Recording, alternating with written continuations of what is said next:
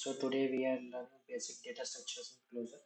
So there are four types of basic data structure which are available in Clojure, which are list, vector, set, and map. So let's first start with list. So how list is represented in Clojure is list is represent a single is a linked list, a singly linked list where each node has a value and the linked node where it is pointing to the next node into the linked list, and the last node is nothing but the last node, and it will have the next pointer and last node will point it to none. So the list in the closure is as a single linked list, and list is represented closure like this with round bracket. All the values are there in the round bracket. So this comprises a list. Now vector. So vector is represented closure like a square bracket, and all the values inside the square bracket is represent the vector. Now set. So set, as we know, set will have all the unique set of values. So it is represented closure like with hash and the curly braces and all the values inside it. So it is represented as set. And next is map. So map, as we all know, map is nothing but a key value pair where key is associated with only one value and one key has only one value. So uh, the map is represented closure like this where we have inside a curly braces we have colon A, which is key, and where value is 1. So colon B is the second key and value is 2 for this key B. The value is 2. So like this we will represent our basic data structures in Clojure. So let's try few example on this. And so let's summarize. We have four basic data structures in Clojure, which are set, list, vector, and map. Okay. So let's first start with the list. So CLG. So let's first start with list. List 1, comma 2, comma 3, comma 4. So to this is representing a list. So this we can simply represent with single core operator also. Like we can use the single core operator and then 1, 2, 3, 4, 5. It will just print the list. Now there is one concat function. We can concat two list also.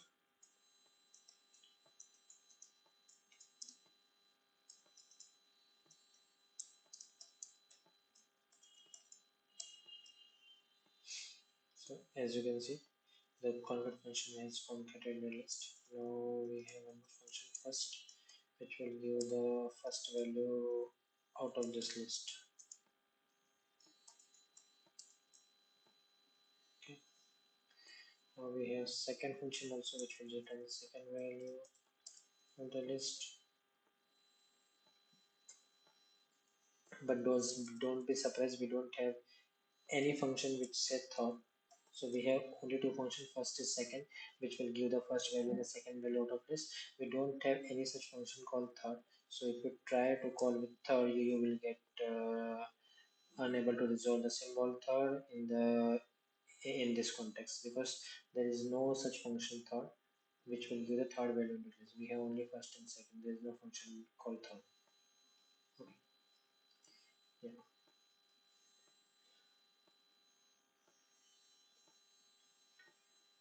So now we have a different function which is rest, and it will try to pass the list values. So it will skip the first value and give you the rest of the value inside a list. Now if we want to see the drop, so if we have given some list and we have to drop the value 3, drop value till 3, so it will drop to value till 3 and then the remaining value will print. So as you can see, So it has dropped the value till 3, and remaining value is taken and printed into the. Now there is one more function which is called drop while odd. So it will drop the odd values till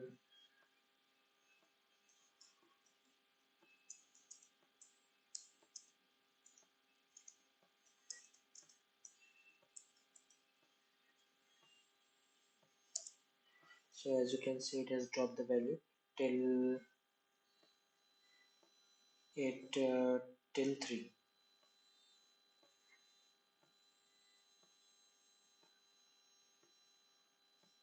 So it has dropped by till 3. Okay, so now if we want to put first operation on some null, then it will return null. Rest also, if we want to do on null, it will return null. The rest function which we have seen above, so it will return null. And if we call the drop function also, so if we are calling drop 3 and we haven't passed any list, so it will return also again null. So it will return empty list because we haven't passed any list, right? And if we call the concat function on empty list, then it will just return the simple list. So suppose if we not pass the second list, so it will just return the first list, and if we pass the second list and not pass the first list, it will return the second list. So like this, different operations are there. One count function is also there, which will just simply return the number of elements inside a list. The 3 numbers.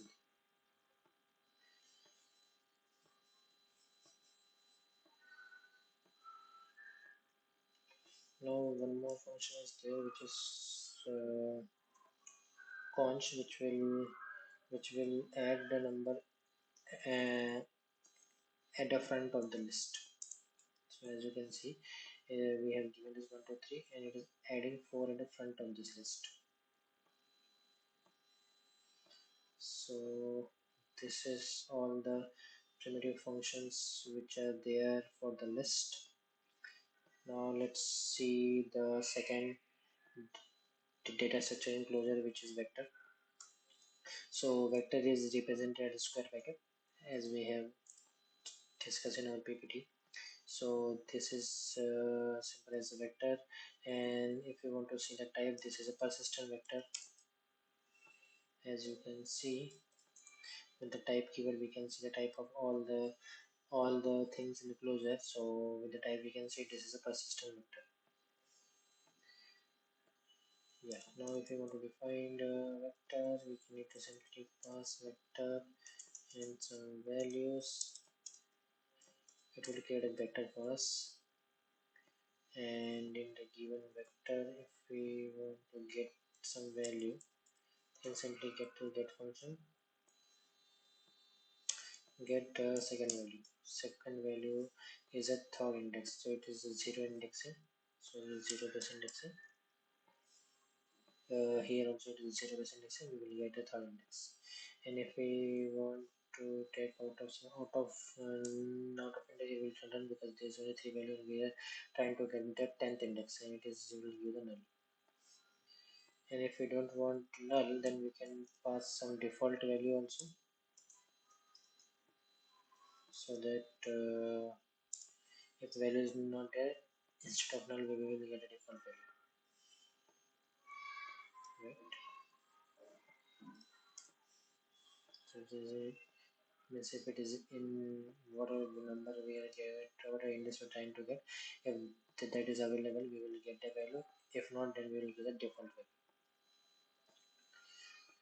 Okay, so here we can define the vector also in custom variable, like my vector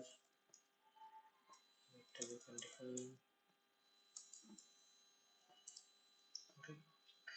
vector defined. Now you can get some value out of your vector. The second value, you mean second value. Like that you can get any value inside the vector. Again, if you are getting out of index, it will give null.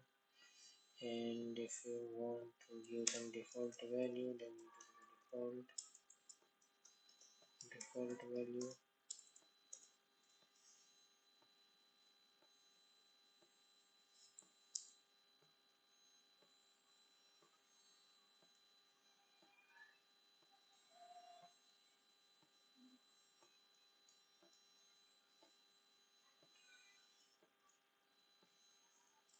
Let's define new vector.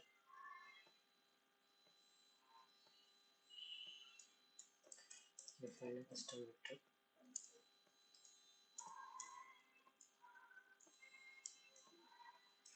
It's in default.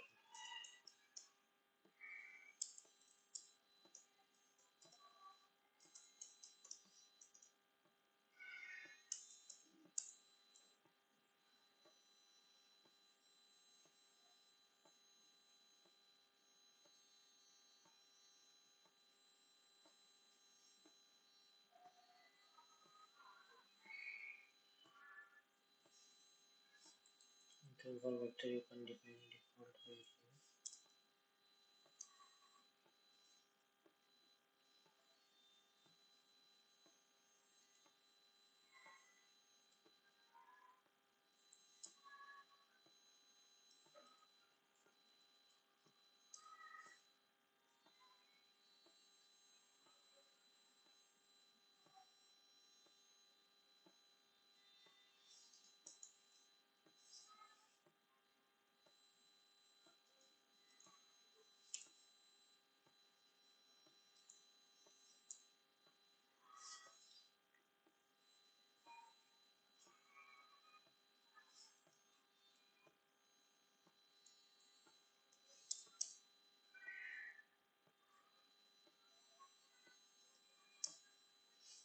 Default you can define for this vectors because it will have multiple. Yeah. Now again you can concat two vectors. Again you can count the number in the vectors. So you can count the numbers in the vector. All these functions are there, and then you can do the concatenation of two vector.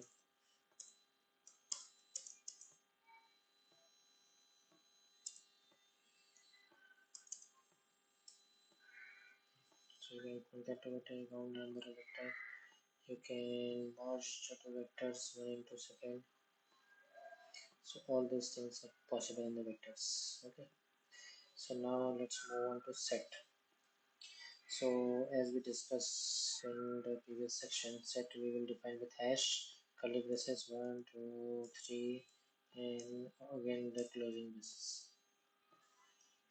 So if you want to see the type of this, you can just type and pass this into here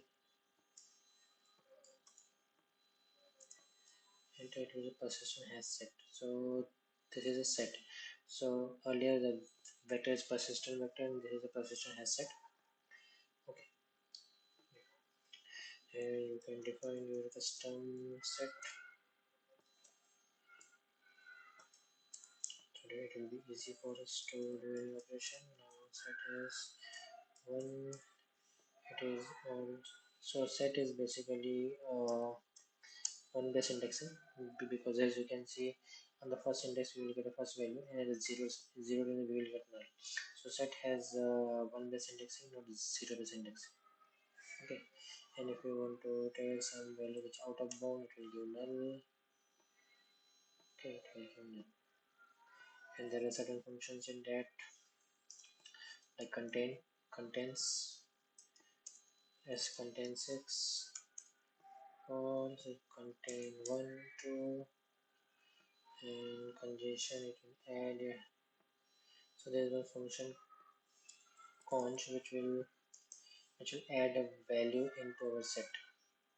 Supposing yes we are adding value 6, So it has added value 16 to our set. But if you want to see in actual in the actual in our actual set, it doesn't do any change because it is a persistent hash set. Once it is created, so all the data structure which we are using in the Clojure, those are immutable.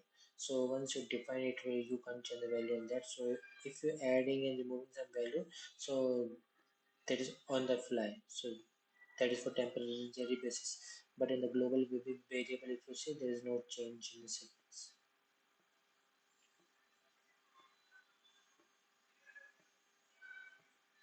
Right? And if you discuss any value, conjunction will add, and if you discuss any value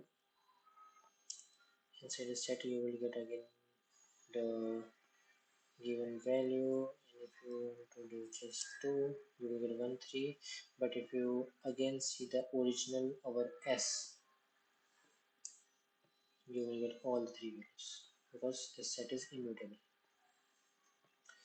So yeah, that's all about set. Let's quickly finish map also. So map is also one more data structure which we have in Clojure.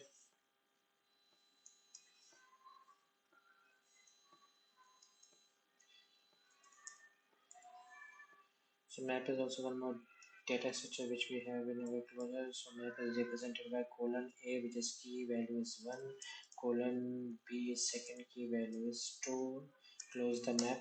So this is our map. And if we want to see the type of our current map, so let's see the type of the map, what kind of map we are having. So this is a persistent array map, a Clojure.lambda persistent array map. So this is a persistent array map we have. So for to compatibility, let's define one custom variable for our map so that we can quickly refer it. Now we can get the value from map for the key B. So we are trying to get the value inside a map M which we define here, and the value we want is the value of the key whose value is B. So we will get to try to print the map, we'll just print M, so it will just print all the values inside the map. And yeah, if you're trying to get some value which is not there, we will get null. And yeah, for this we can pass some custom value for some default value. If value is not there, it will return this. Original value will not change. And then again we have contains function. For this also current map will have value d hai kya. Just ask for value d. Value is not there. Value c is there. Now we have two functions, which is sec and dsec. So sec is a function which is used to override the value of any key inside the map. So suppose there is add or override. Suppose a is there, so a key value, if you want to change it to 5, so as you can see here, a's value is now 5 and b is 2 and b is 3. But let's say it is changing the value in our original array or original map or not. So try to print the map, so original map value is not changing. So map is also immutable in Clojure. So whenever you try to change, it will just change for that point of time, and with this new object is created. And if we want we can assign it to into new variable and then we can use them. But the original object value will not change. So yeah, so here we have override value of a, and if we don't want to override, we can add new value also. Suppose we need to add d.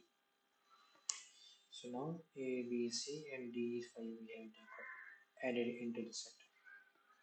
Similarly we have this is SOC, which is used to add a new new key value pair or remove the existing key value pair, or so not remove, update the existing key value pair. Now we have dissect, which is used to remove the key value pair.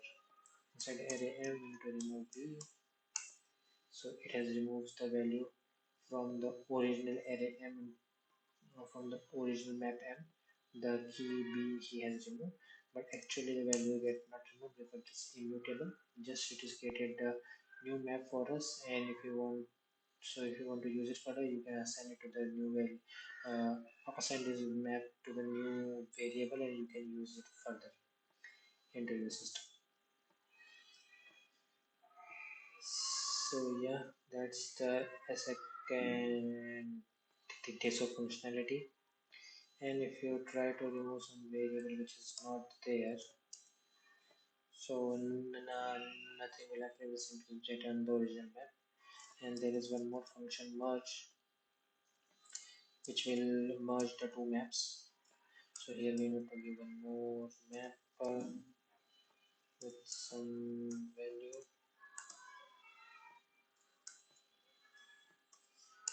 and it will merge the two maps. Merge function will merge the two maps. So yeah, that's all about the data structures in Clojure. So there are four. So let's summarize. There are four main basic data structures in Clojure, which are list, vector, set, and map.